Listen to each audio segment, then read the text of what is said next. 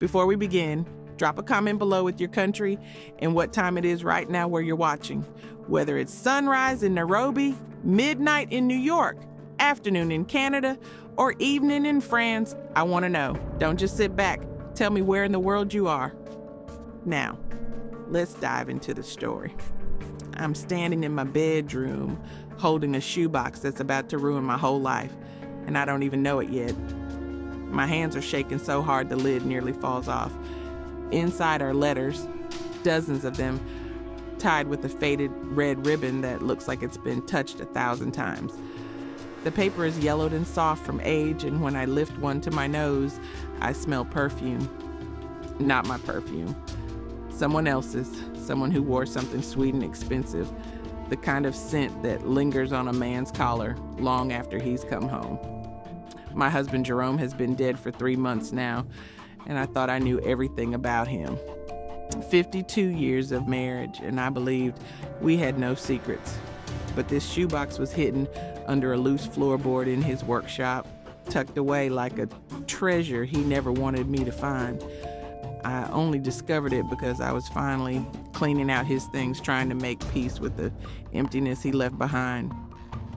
Now I'm holding proof that maybe I never really knew him at all. The first letter I open is dated 1972. That's the year we got married. My heart drops into my stomach like a stone thrown into a well. The handwriting is delicate, swirling, feminine. My dearest Jerome, it starts, and I have to sit down on the edge of the bed before my knees give out. I can't stop thinking about last Thursday. The way you held me in that little room above the restaurant made me feel alive in ways I've never felt before. I know this is dangerous. I know you're getting married soon. But when I'm with you, nothing else matters. You make me forget everything, my name, my responsibilities, even my fear. I'm counting the hours until I see you again. All my love, Sandrine. I read it 3 times, then 4. My hands are trembling so violently now that the paper crinkles loud in the silence. Sandrine. I've never heard that name before in my life. Jerome never mentioned a Sandrine. Ooh, but here she is, written in ink that survived half a century, telling my husband she loved him right before he married me. I tear open another letter, then another. They span years, 1972, 1973, 1975, 1978. Each one is more intimate than the last. Sandrine writes about stolen afternoons in hotel rooms with peeling wallpaper and creaky beds. She writes about the way Jerome laughed when he was with her, the way he whispered her name like a prayer. She writes about the guilt that ate at her, but never enough to make her stop. And in one letter from 1976, she writes about being pregnant. My vision goes blurry. I have to read that line again because surely I'm mistaken. I'm carrying your child, Jerome. I don't know what to do. I can't tell anyone. My family would disown me. But I wanted you to know this baby is ours, even if the world will never see it that way. I feel like I'm drowning. My chest is tight and my throat is closing and I can't breathe. Jerome and I struggled for years to have children. We went through miscarriage after miscarriage until the doctors finally told us it wasn't going to happen. He held me while I cried and told me we'd be enough for each other. But all that time, did he have a child out there somewhere? A child with Sandrine? I dumped the entire shoebox onto the bed, and letters scatter everywhere like fallen leaves. There are at least 40 of them, maybe more. I grab one from the bottom of the pile, hoping it's the last one, hoping it'll tell me this affair ended and meant nothing. But this letter's different.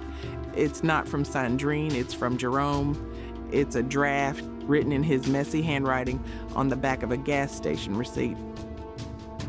Sandrine, I can't do this anymore. Darlene is a good woman and she deserves better than what I'm giving her. This has to end. I'm sorry for everything I've put you through. I'm sorry about the baby, but I have to choose my wife. Please don't contact me again. The date on the receipt is March 1979, 7 years after we got married, 7 years of him living a double life. I feel sick. I feel betrayed. I feel like every memory I have of our marriage is a lie. And the worst part, Jerome isn't here to explain. He can't tell me why he did it or if he ever really loved me. All I have are these letters and a lifetime of questions I'll never get answers to. I sit there on the bed, surrounded by the evidence of my husband's betrayal, and I realize something that makes my blood run cold. If Sandrine had his baby, that means I might have a stepchild out there somewhere who doesn't even know I exist. And if Jerome kept these letters hidden for over 50 years, what else was he hiding? I look down at the pile of paper and ribbon and lies, and I know my life just split into two parts before I found this shoebox and everything that comes after.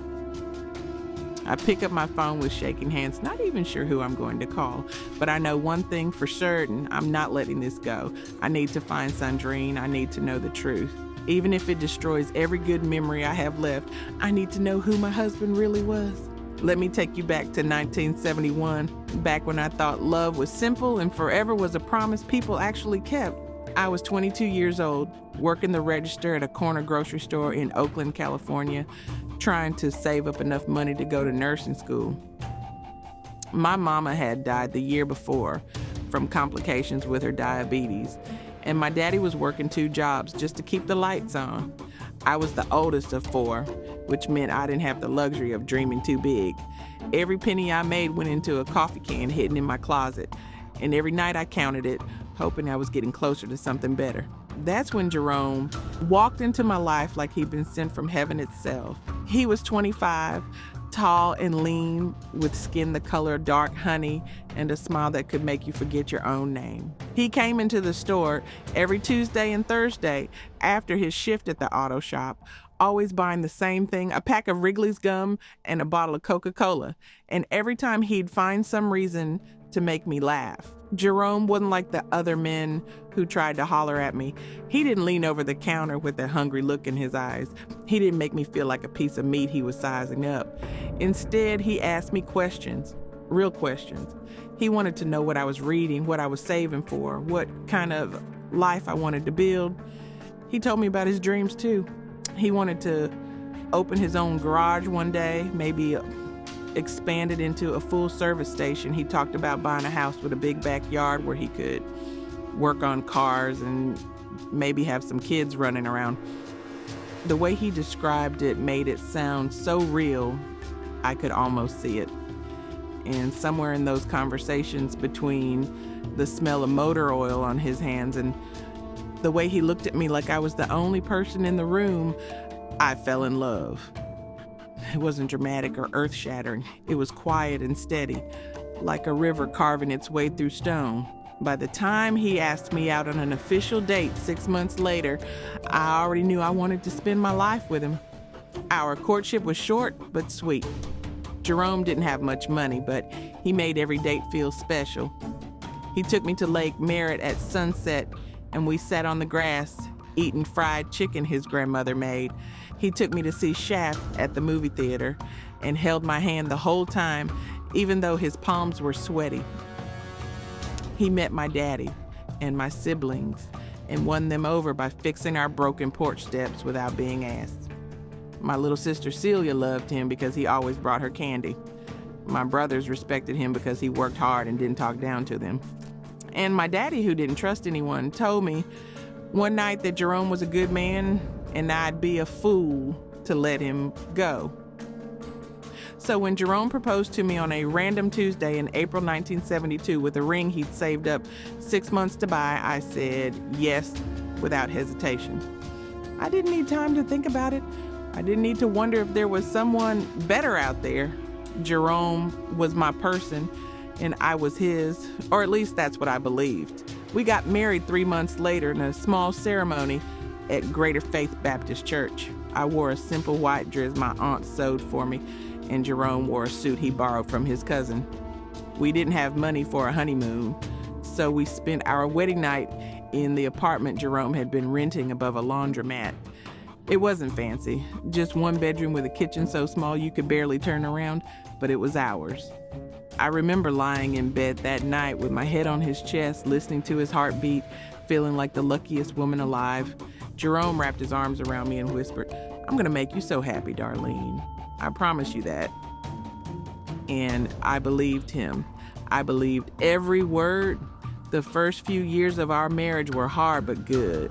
We both worked long hours, me at the grocery store and Jerome at the auto shop, and every dollar we made went toward building our future. We were saving for a house, planning for children, dreaming about the life we'd create together.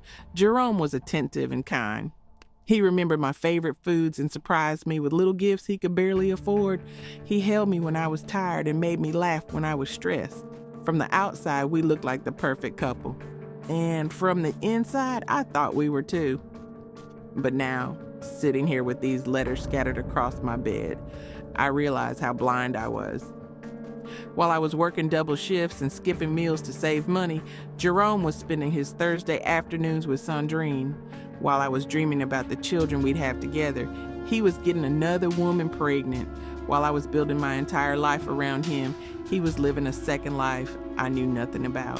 Think about all those nights. He came home late smelling like soap instead of grease and told me the shop was busy. I think about the times he said he had to run errands and was gone for hours. I think about the way he'd sometimes stare off into space during dinner, looking troubled, and when I'd ask what was wrong, he'd just say he was tired. I thought I knew that man. I thought I could read him like a book I'd memorized, cover to cover. But these letters prove I never really knew him at all. And that truth hurts worse than anything he could have said to my face. It takes me 2 days to work up the courage to do anything with those letters besides stare at them and cry. For 48 hours, I don't eat, I barely sleep, and I definitely don't tell anyone what I found. Not my best friend Lorraine, not my sister Celia, not even my pastor. This shame feels too heavy to share, too personal to expose. But on the third morning, I wake up with a clarity that cuts through the fog of betrayal. I need answers. I need to know who Sandrine was, if she's still alive, and whether that baby she wrote about really existed. I need to know if somewhere out there I have a stepchild who might be 50 years old now, living a life that should have included me. So I do what any woman in 2024 would do when she needs to find someone. I turn to the internet. I sit down at my kitchen table with my laptop and a cup of coffee that's gone cold, and I start searching for a ghost named Sandrine. The problem is, I don't have much to go on. The letters don't include a last name. Sandrine never mentioned where she lived or what she did for work. All I have are fragments, clues buried in decades-old love letters written to my dead husband. But I'm not a quitter. I've survived too much in my 74 years to let a little mystery stop me now. I start by searching Sandrine Oakland 1970s and scroll through pages of results that lead nowhere. I try Sandrine San Francisco Bay Area and Sandrine Jerome and even Sandrine Pregnant 1976, but nothing useful comes up. Then I remember something from one of the letters.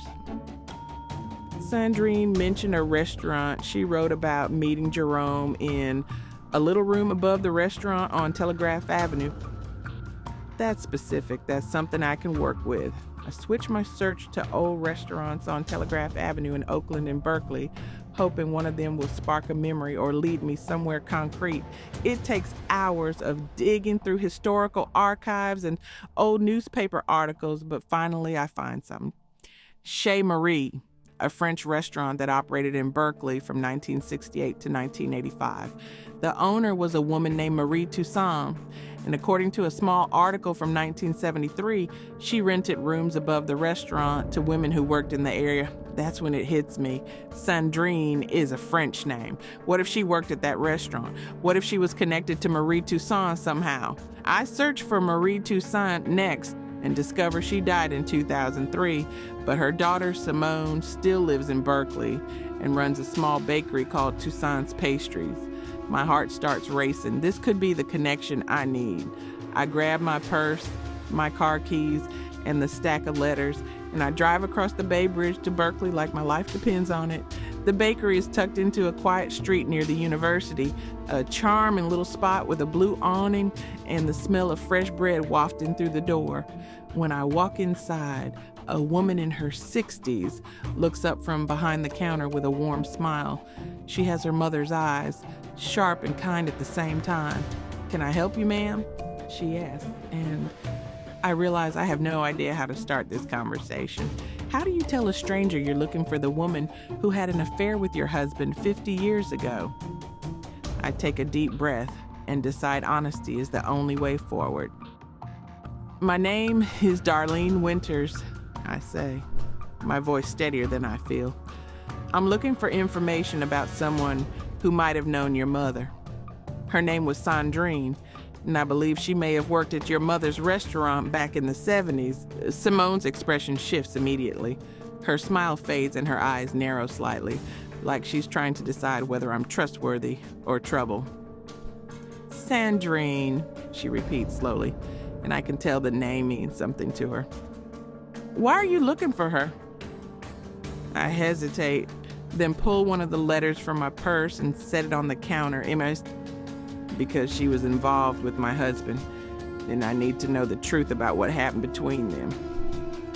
Simone picks up the letter, reads the first few lines, and her face goes pale. She looks up at me with something like pity in her eyes, and I know she knows exactly who Sandrine is. "You should sit down," she says quietly, gesturing to a small table via the window. "This is going to take a while." Simone brings me a cup of coffee and a croissant I don't touch, then sits across from me with her hands folded on the table. "Sandrine was my mother's sister," she begins, and my stomach drops. "My aunt, she moved to the Bay Area from Paris in the late 60s to escape a bad situation back home, an abusive boyfriend, a family that didn't support her. My mother took her in and gave her a job at the restaurant. Sandrine was beautiful, charming, and a little reckless. She fell in love easily and often with the wrong men. Your husband wasn't the first married man she got involved with, but he might have been the one she loved most." Simone pauses, choosing her words carefully. "I was just a kid back then, but I remember her being sad all the time. She'd cry at night when she thought no one was listening. And then one day in 1976, she told my mother she was pregnant. My mother was furious. She begged Sandrine to end the affair and move on, but Sandrine wouldn't listen. She believed your husband loved her and would leave you for her, but he didn't, did he?" I shake my head, unable to speak past the lump in my throat. Simone sighs and looks out the window. "Sandrine had the baby, a boy. She named him Julien, but she couldn't keep him. My mother arranged for a family in France to adopt him, and Sandrine left the country shortly after. She never came back. The weight of what Simone just told me feels like a building collapsing on my chest. Jerome had a son named Julien who was sent to France and adopted by strangers. A son who's 50 years old now and probably has no idea who his real father was." I grip the edge of the table to steady myself. "Is Sandrine still alive?" I ask, my voice barely above a whisper. Simone nods. "She is. She's living in a small town outside of Lyon. My mother stayed in touch with her over the years, and after Mama passed, I kept up the correspondence. Sandrine's in her 70s now, and as far as I know, she never married. She never had other children. Julien was the only one, and losing him broke something in her that never healed.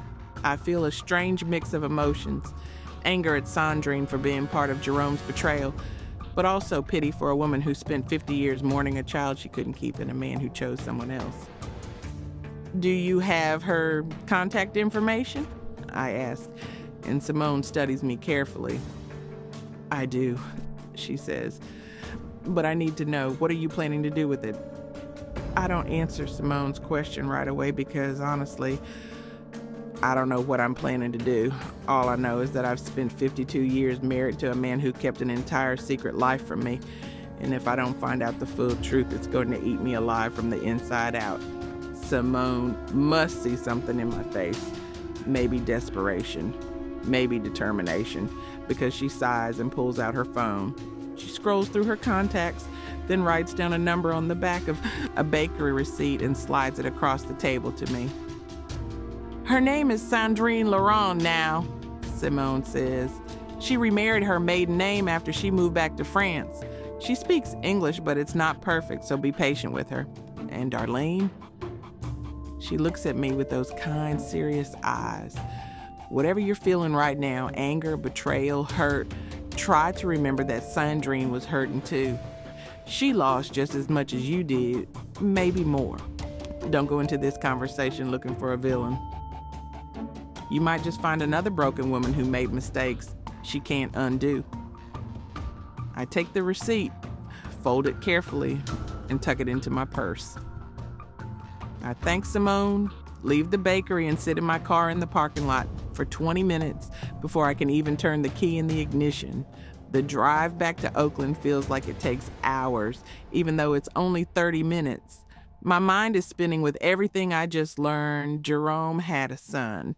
Somewhere in France, there's a man named Julien who carries my husband's DNA, who might have his smile or his laugh or his stubborn streak. And Sandrine, the woman whose letters I've been reading like they're chapters in someone else's life, is real. And she's alive. She's been living with the weight of this secret for 50 years, just like Jerome did. When I get home, I sit on my couch with the receipt in my hand and stare at the phone number like it's a live grenade. If I call her, there's no going back. If I call her, I'm opening a door that might lead to answers I don't want to hear. But if I don't call her, I'll spend the rest of my life wondering.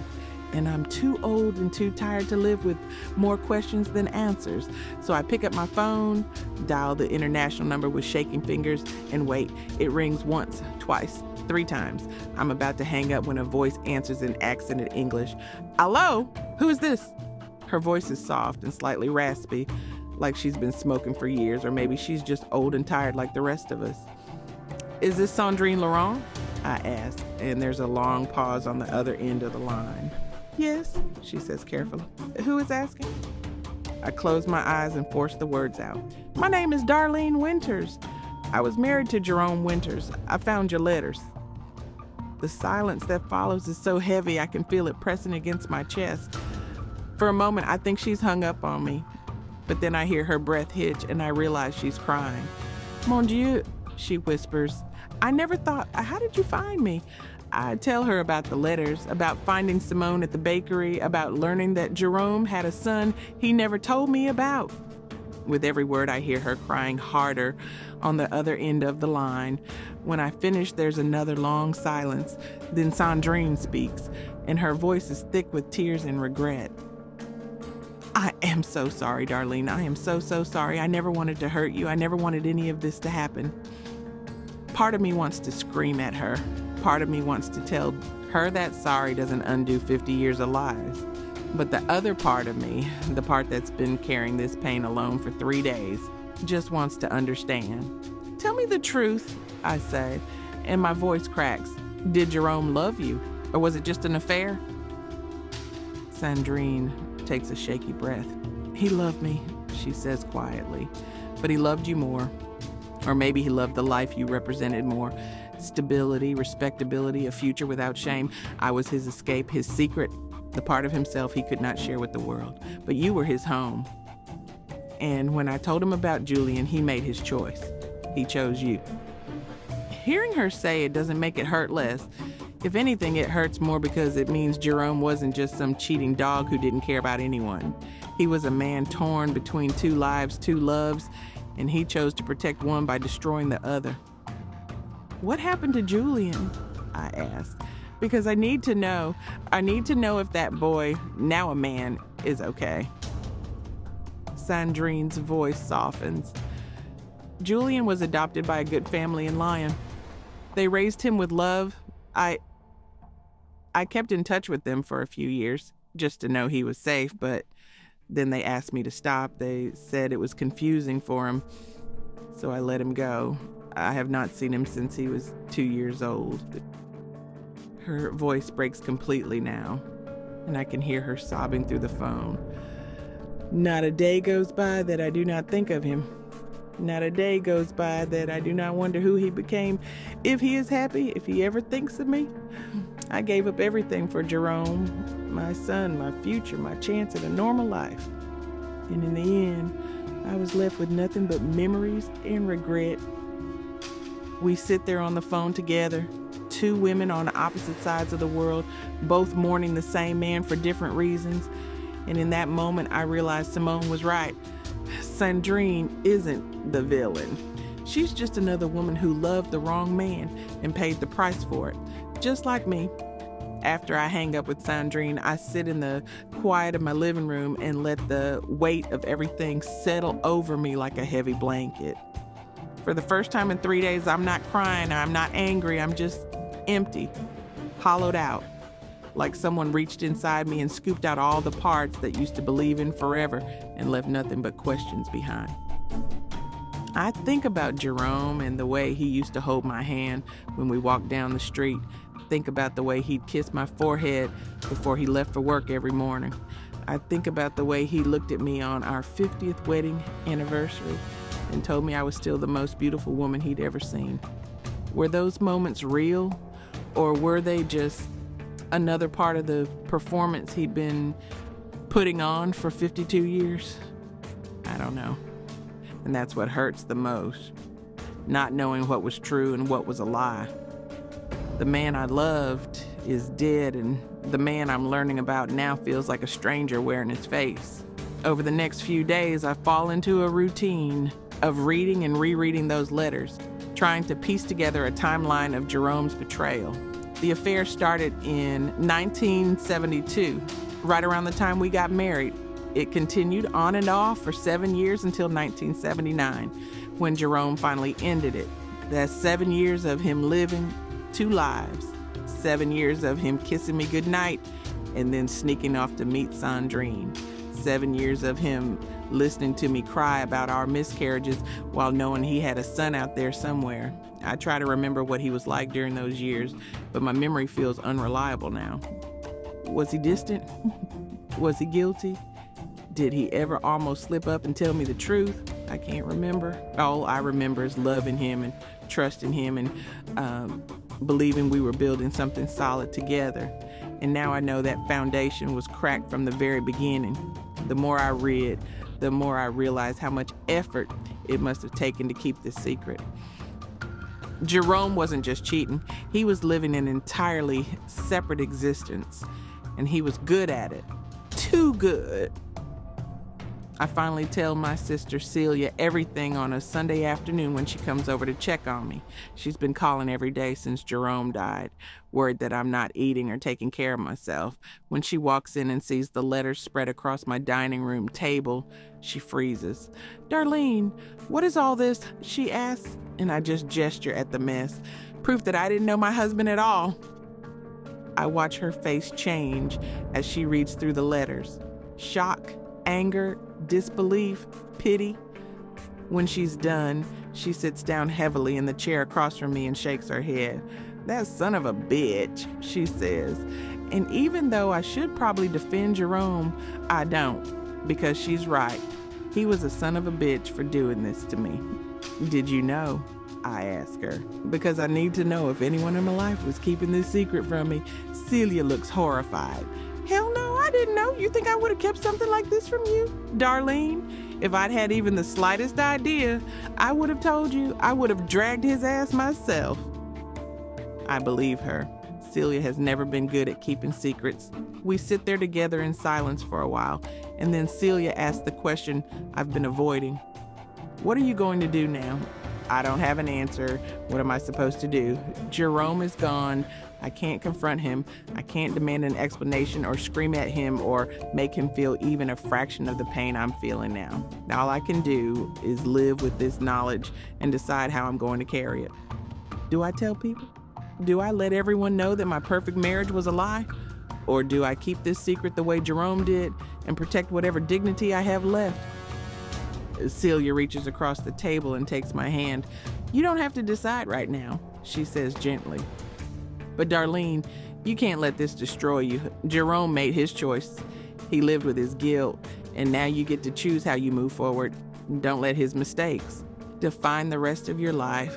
Her words are kind, but they feel impossible. How am I supposed to move forward when I don't even know where I'm standing anymore? That night, I dream about Jerome. In the dream, we're young again, 22 and 25, and we're sitting by Lake Merritt eating fried chicken and talking about our future. He's smiling at me with that smile that used to make my heart race, and everything feels warm and safe and full of possibility. But then the dream shifts. Suddenly we're older, and I'm standing in his workshop watching him hide that shoebox under the floorboard. He looks up and sees me, and his face goes pale with guilt. "I'm sorry, Darlene," he says, and his voice echoes like we're standing in a cathedral. I'm so sorry. I want to ask him why he did it, but before I can speak, he fades away like smoke, and I'm left standing alone in the dark. I wake up gasping for air, my heart pounding, and I realize I'm crying again. I cry for the marriage I thought I had. I cry for the man I thought I knew. And I cry for the version of myself who believed in forever and didn't know that forever could be built on lies. A week after my conversation with Sandrine, I make a decision that surprises even me. I'm going to find Julian. I don't know what I'll do when I find him, or if he'll even want to talk to me, but I need to see him. I need to look into the face of the son Jerome abandoned and understand what was lost in this mess of secrets and lies. Maybe I'm looking for closure. Maybe I'm looking for someone else who's been hurt by Jerome's choices. Or maybe I'm just tired of being the only one carrying this pain alone. Whatever the reason, I call Simone at the bakery and ask if she can help me track him down. She's hesitant at first. "Darlene, are you sure about this?" she asks. "Julian might not know anything about his biological parents. This could turn his whole life upside down." I tell her I understand the risk, but I'm doing it anyway. Simone sighs and agrees to reach out to the family in Lyon who adopted him. A few days later, she calls me back with news. "I found him," she says. "His name is Julian Moreau. He's 50 years old, lives in Paris, and works as an architect. And Darlene, he knows. He's known about his adoption since he was 18, and he's been trying to find information about his biological parents for years." Hearing that Julian has been searching for answers too makes my heart ache in a new way. This man, this stranger who shares Jerome's blood, has spent decades wondering where he came from, who his parents were, and why they gave him up, and I have some of those answers. Not all of them, but some. Simone gives me Julian's email address, and I spend 2 days drafting a message to him. I must have written and deleted it 100 times before I finally settle on something simple and honest. "Dear Julian, my name is Darlene Winters. I was married to your biological father, Jerome Winters, for 52 years. He passed away 3 months ago, and I recently discovered letters that revealed his relationship with your mother, Sandrine. I know this must come as a shock, but I wanted to reach out because I believe you deserve to know the truth about where you came from. If you're willing to talk, I'd like to share what I know. I understand if you'd rather not respond.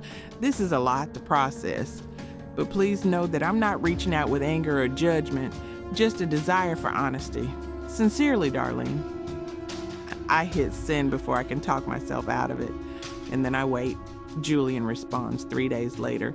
His email is in perfect English, formal but warm. "Dear Darlene, thank you for reaching out. I won't lie, your message was a shock. I've spent most of my adult life trying to piece together information about my biological parents, but I never expected to hear from someone connected to my father. I've always wondered who he was, what kind of man he was, and why he and my mother made the choices they did. If you're willing to share what you know, I would be grateful. I also want to say that I'm sorry for any pain this situation has caused you. I can only imagine how difficult it must have been to discover this secret after so many years. If you'd like to meet in person, I'll be in New York next month for a work conference. Perhaps we could arrange something then. Sincerely, Julian." Reading his words brings tears to my ears. Julian sounds kind and thoughtful, Nothing like the man I've been imagining. I've spent so much time thinking of him as a symbol of Jerome's betrayal that I forgot he's a real person with feelings and questions of his own. I respond immediately and tell him I'd be honored to meet him. We exchange a few more emails over the next couple of weeks, setting up the details. And just like that, I'm flying to New York to meet my dead husband's secret son. The flight to New York feels surreal. I've barely left California in the last 50 years.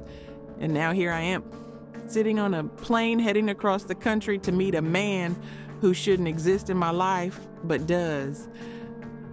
I'm nervous in a way I haven't been since I was a young woman going on my first date with Jerome.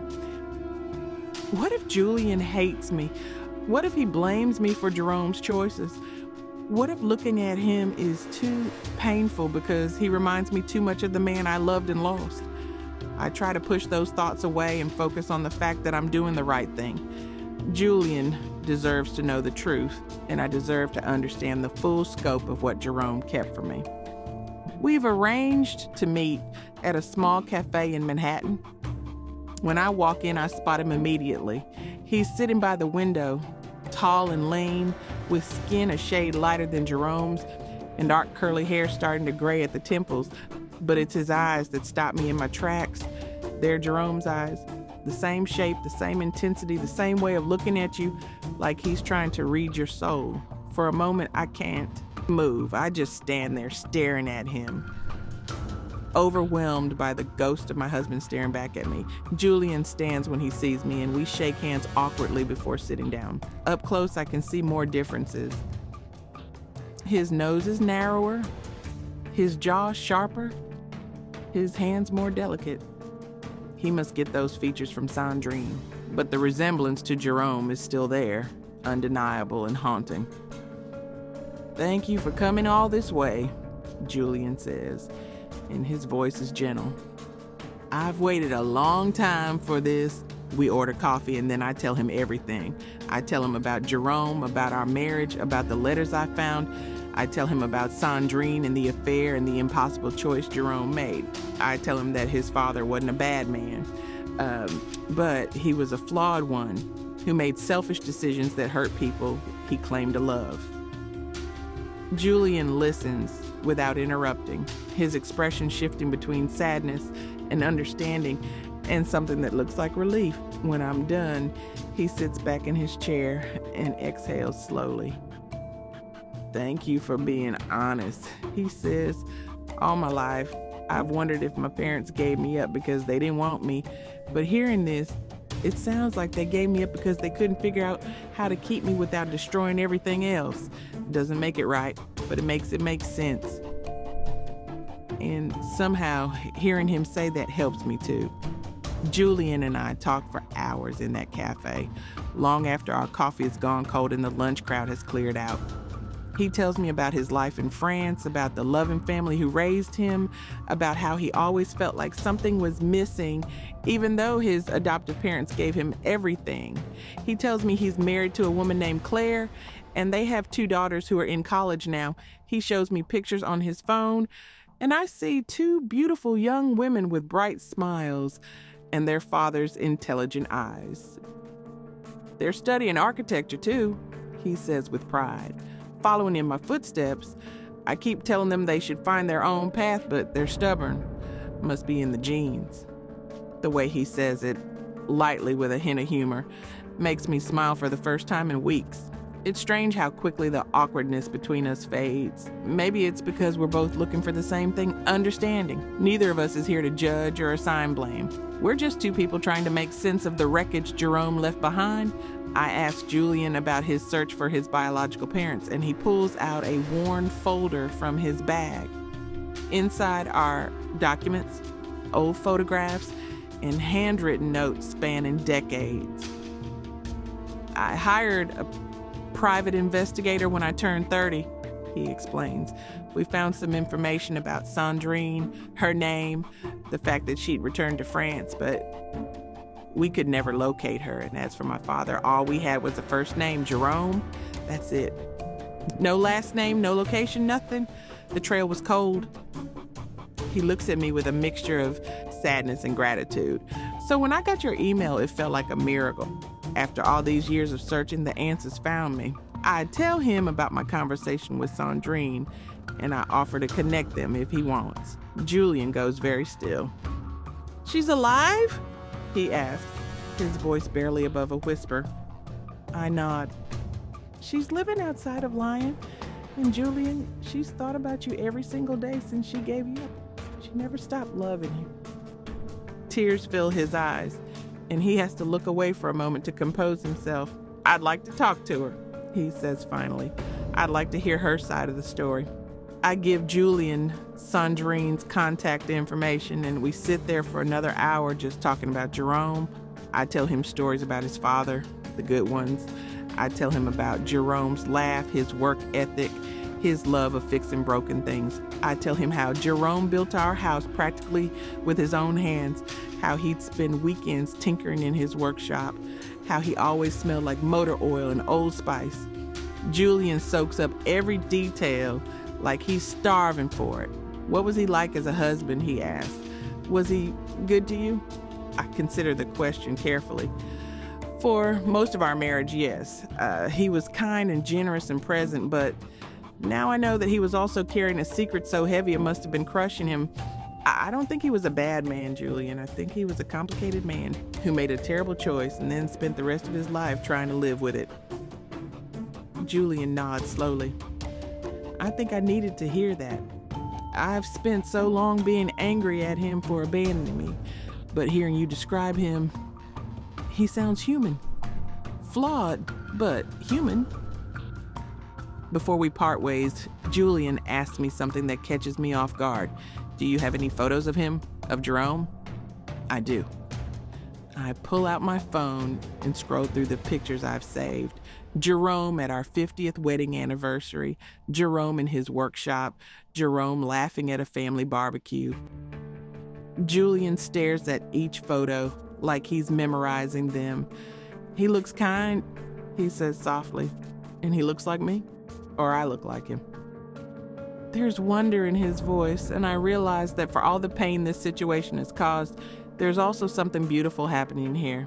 Julian is finally getting to know the father he never had, and I'm getting to see a part of Jerome that I never knew existed. When we finally say goodbye, Julian pulls me into a hug that surprises us both. Thank you, Darlene, he says. Thank you for not being angry at me. Thank you for reaching out. Thank you for giving me this. I hug him back and realize I'm crying again, but this time it's not from pain. It's from something else, something like healing. On the flight back to Oakland, I think about everything that's happened over the past few weeks. I've gone from discovering my husband's betrayal to meeting his secret son to helping that son connect with the mother who gave him up.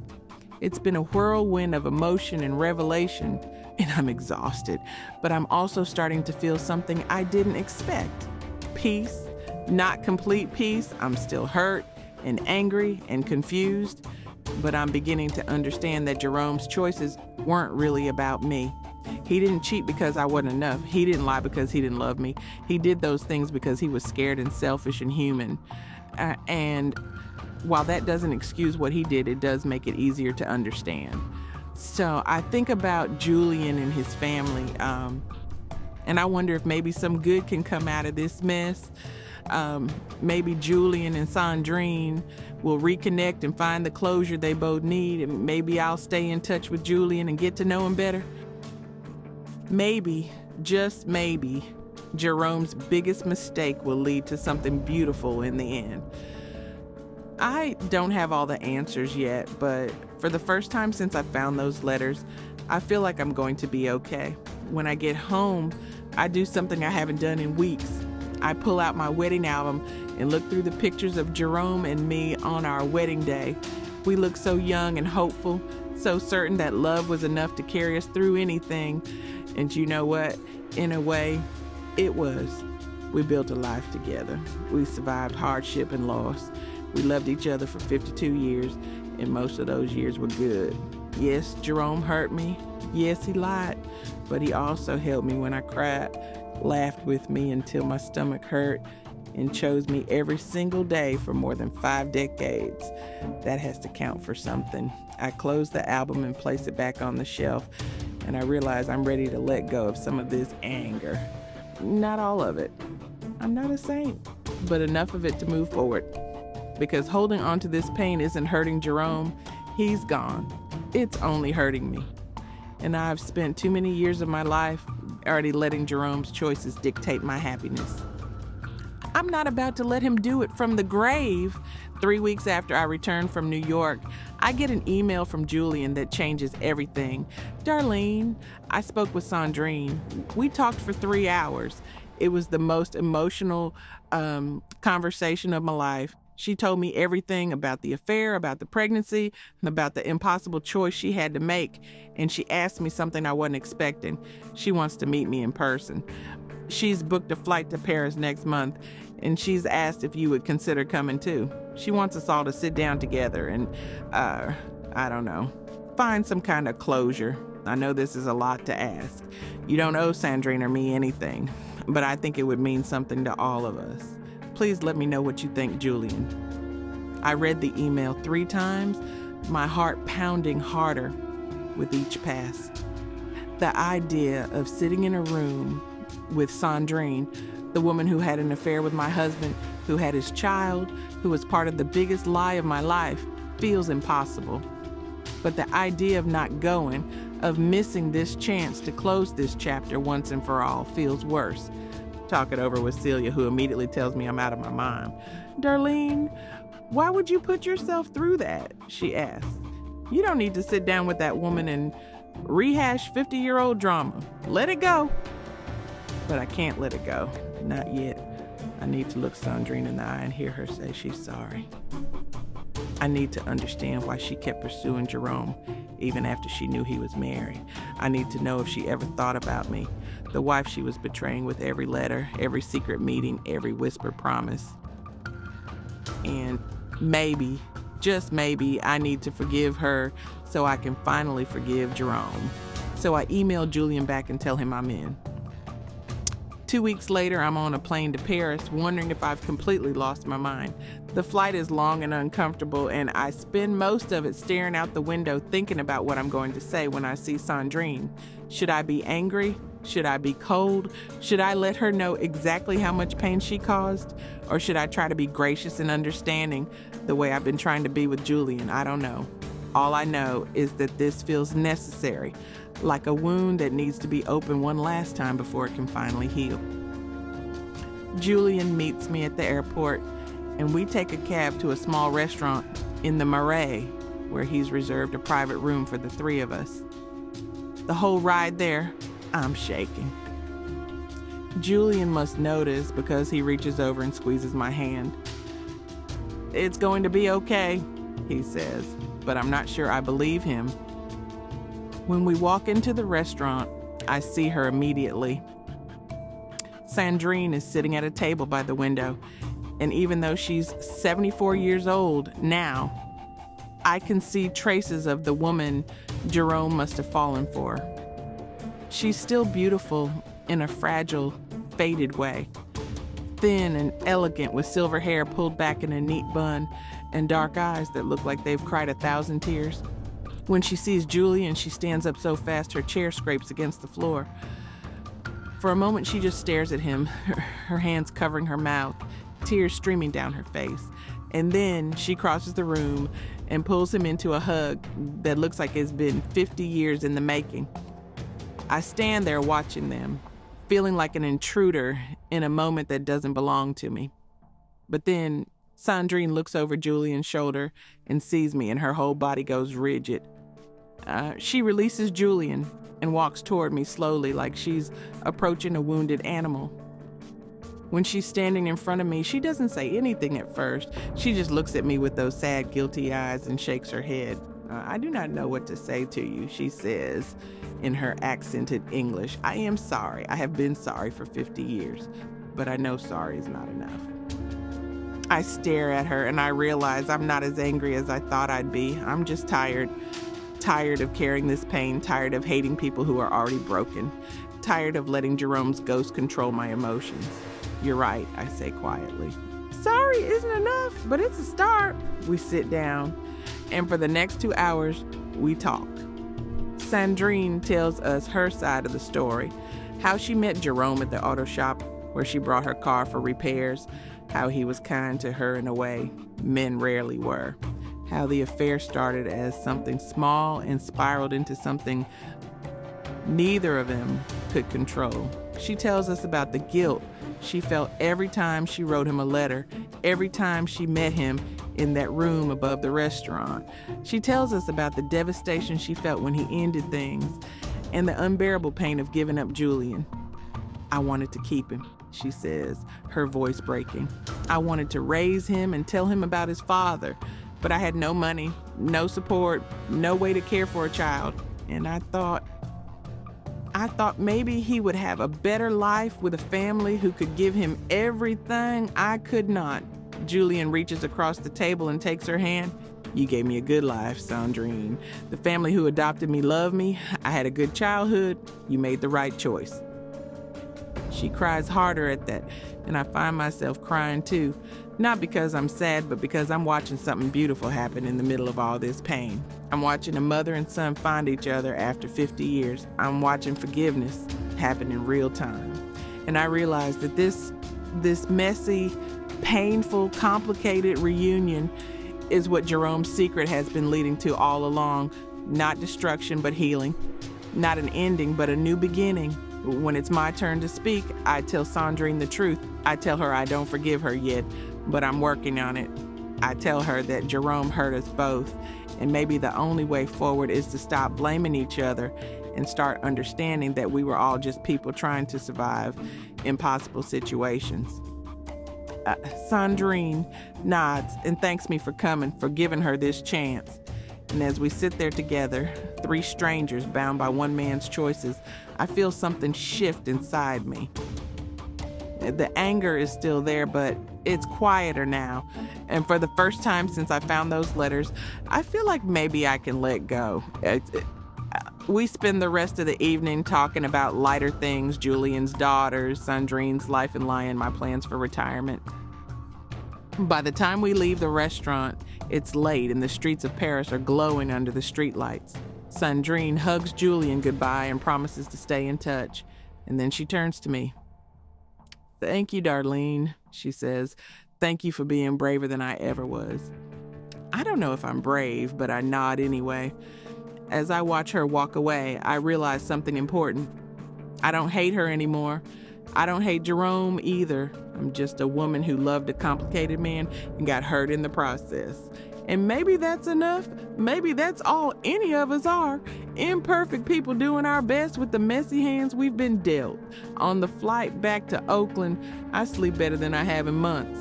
And when I wake up, I feel lighter, like I've finally set down a burden I've been carrying for too long. When I get back home, I do something I've been avoiding since the day I found those letters. I sit down at my kitchen table with a pen and a piece of paper, and I write a letter to Jerome. I know he'll never read it. I know he's gone and nothing I say can reach him now. But I need to say it anyway. I need to get these words out of my heart and onto the page so they stop eating me alive from the inside. Dear Jerome, I begin, and the tears start immediately. I found your letters. I found out about Sandrine and Julian and the 7 years you spent lying to me. And I need you to know that I'm furious with you. I'm hurt and betrayed and broken in ways I didn't even know were possible. You were my person, Jerome. You were the man I built my entire life around. And now I'm learning that you kept an entire other life from me. How could you do that? How could you look me in the eye every day, kiss me goodnight, tell me you love me, and carry that secret for 50 years? Did you ever think about telling me the truth? Did you ever think about how I'd feel if I found out? I stop writing and wipe my eyes, but I don't stop. I keep going because I need to get it all out. But here's the thing, Jerome, as angry as I am, I'm also starting to understand. You were scared. You were young and stupid, and you made a mistake that spiraled out of control. And you thought the only way to fix it was to bury it and hope it never came to light. I don't agree with what you did. I don't think it was right, but I understand why you did it. You were trying to protect me. You were trying to protect our life together. And in some twisted way, I guess that means you loved me. Maybe not perfectly, but you loved me. And I loved you, God, Jerome. I loved you so much. For 52 years, I loved you with everything I had. And most of those years were good. We had a good life. We laughed together, cried together, survived together.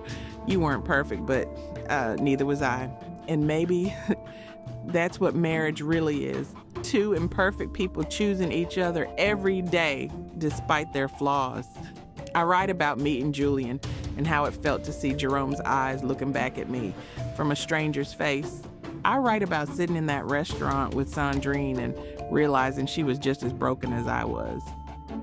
I write about how I wish Jerome could have met his son, how I think they would have liked each other, how it breaks my heart that he died without ever knowing Julian became a good man. You would have been proud of him, Jerome. He's kind and thoughtful and strong. He built a life for himself despite everything. And he doesn't hate you. He's confused and hurt, but he doesn't hate you. Neither do I, not anymore. I'm too tired to hate you. And honestly, I don't want to spend whatever years I have left hating the man I spent most of my life loving. So I'm choosing to forgive you. Not because you deserve it, but because I deserve peace. I deserve to move forward without carrying this anger everywhere I go. You made your choices, Jerome. You lived with your guilt. And now I'm making my choice. I'm letting you go. I finish the letter and sit there staring at it for a long time. Then I fold it carefully, put it in an envelope, and write to Jerome on the front. I don't know what I'm going to do with it. Maybe I'll burn it. Maybe I'll bury it. Maybe I'll just keep it tucked away somewhere as a reminder that I survived this. But writing it helps. It helps more than I expected. Later that evening, I drive to the cemetery where Jerome is buried. I haven't been back since the funeral because it hurt too much. But tonight I need to see him. I need to stand at his grave and say goodbye to the man I thought he was. The cemetery is quiet and empty, and the sun is just starting to set when I arrive. Jerome's headstone is simple. Just his name, his dates, and the words, beloved husband. I stand there staring at those words, and I realize they're still true. He was my beloved husband. Flawed, complicated, broken, but beloved. I kneel down and place the letter on the ground in front of the headstone. I don't know if you can hear me, I say out loud, but I need you to know that I found out. I know about Sandrine, I know about Julian, and I'm angry, Jerome. I'm so angry I could scream, but I'm also letting it go. I'm forgiving you, not because you were right, but because I need to move on. So this is goodbye. Goodbye to the lies. Goodbye to the secrets. Goodbye to the version of you I thought I knew, and goodbye to the pain you left me with. I stay there for a while, just sitting in the grass next to his grave, watching the sky turn pink and gold. And as the sun sets, I feel something I haven't felt in months. Hope. Hope that I can rebuild my life. Hope that I can find joy again. Hope that this isn't the end of my story, just the end of a chapter. When I finally stand up to leave, I don't take the letter with me. I leave it there, tucked under a stone, like an offering to the past. And as I walk back to my car, I don't look back, because I'm done looking back. I'm ready to move forward. The next morning, I wake up and start making plans. I call Lorraine and ask if she wants to take that trip to New Orleans we've been talking about for years. I sign up for a pottery class at the community center. I start cleaning out Jerome's workshop, not to erase him, but to make space for something new. And I email Julian to ask if he and his family would like to come visit me in Oakland next summer. He responds within an hour. We'd love to. The girls are already excited to meet their American grandmother. Reading that word, grandmother, makes me smile, because that's what I am now. Not just Jerome's widow, but Julian's family. And maybe that's the silver lining in all of this. Maybe Jerome's biggest mistake gave me something I never expected, a family I didn't know I had. 6 months after I found those letters, I'm sitting on my porch with a cup of coffee and a journal, watching the sunrise paint the Oakland hills in shades of orange and pink. It's a Thursday morning, and for the first time in decades, I don't have anywhere I need to be. I'm retired now, finally. and I'm learning how to fill my days with things that make me happy instead of things that need to get done. The pottery class turned into a twice-a-week hobby, and I've gotten pretty good at it. I've made bowls and vases and even a set of mugs that Celia won't stop bragging about to her friends. It's messy and imperfect and exactly what I needed. My trip to New Orleans with Lorraine was everything I hoped it would be. Good food, live music, and the kind of laughter that makes your stomach hurt. We danced in the streets during a second line parade, ate beignets until we were covered in powdered sugar, and stayed up late talking about our lives and all the things we still want to do before we're too old to do them. And you know what? I realize I'm not old. Not really. I'm 74, sure, but I've got life left in me. I've got dreams I haven't chased yet and places I haven't seen. And I'm done wasting time being sad about the past. Julian came to visit last month with his wife Claire and their 2 daughters, and it was one of the best weeks of my life. We spent our days exploring San Francisco, eating at little hole-in-the-wall restaurants, and swapping stories about Jerome. The girls were fascinated by the grandfather. They kept asking questions about what he was like, what he did for work, what his favorite foods were, and I answered every question, honestly, the good and the bad. I told them he was a man who made mistakes, but also built things with his hands and loved hard and laughed loud. I told them he wasn't perfect, but he was worth knowing. Claire thanked me for being so open with them. A lot of people in your position would have shut us out, she said, but you welcomed us like family. That says a lot about who you are, Darlene. Her words stayed with me long after they left, because I am family to them now. Julian calls me once a week just to check in, and the girls send me photos of their architecture projects and ask for advice like I actually know what I'm talking about. It feels good to be needed again. It feels good to have people who care.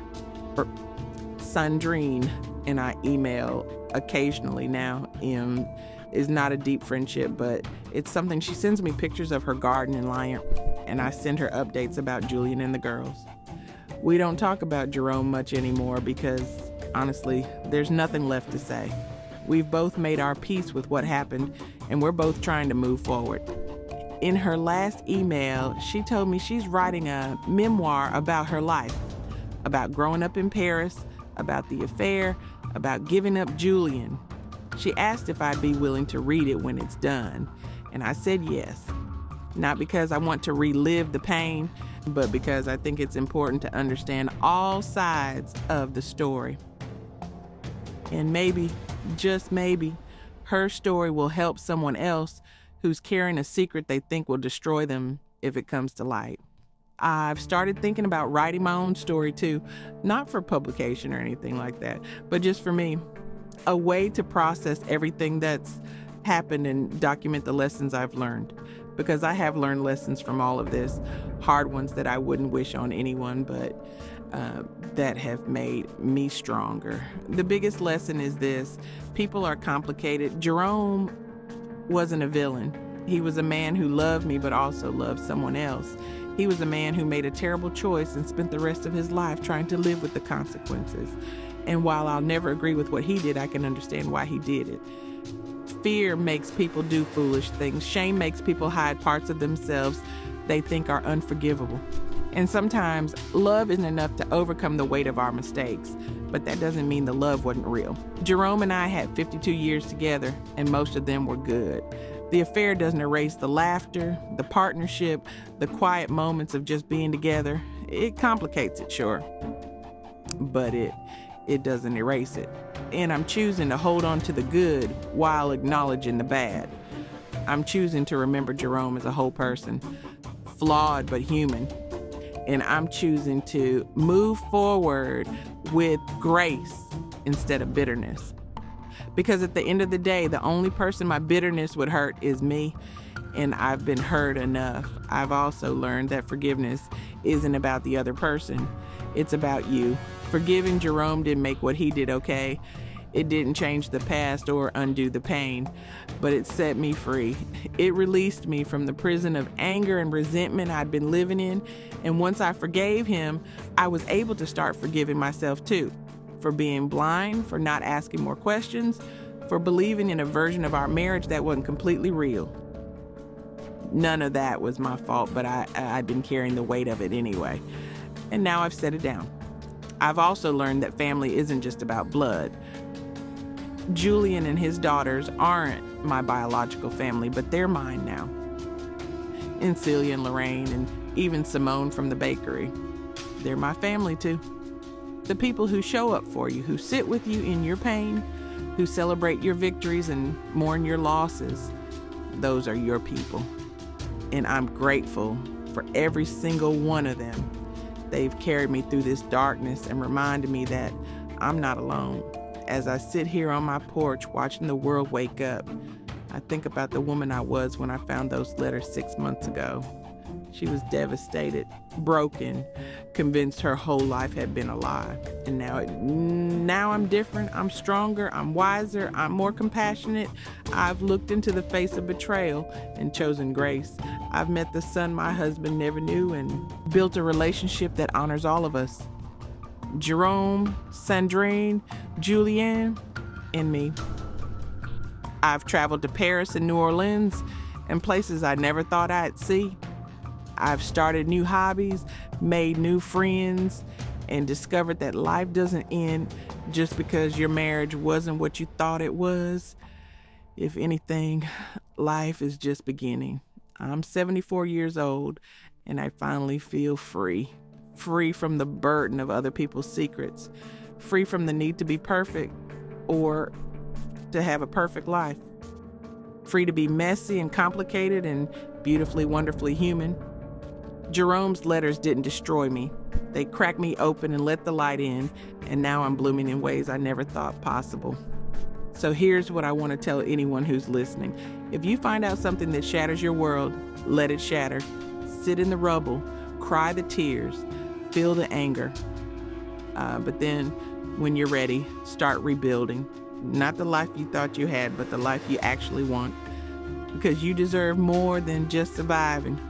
You deserve to thrive, and trust me, baby, if this old black grandma can do it, so can you.